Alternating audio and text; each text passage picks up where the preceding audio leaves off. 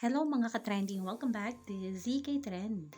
Hiyawan malala ang maririnig sa unang episode o sa pagsisimula ng Pilipinas Got Talent. Lalong-lalo na sa pagpasok ng ating new gen matining idol na si Donnie Pangilinan. Gayon na lamang ang kilig at tili ng manonood na may isang contestant nga on the spot na sinabihan si Donnie na tawagan ng isa sa mga contact niya na sure yung sasagot. Grabe nga ang naging sigawan ng mga manonood.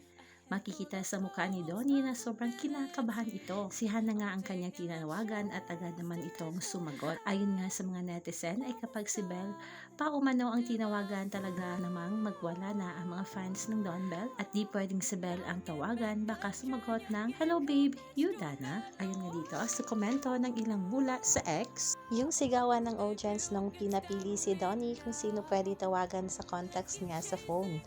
Alam kong nagsa-start sa letter B yung pumasok sa isip natin lahat.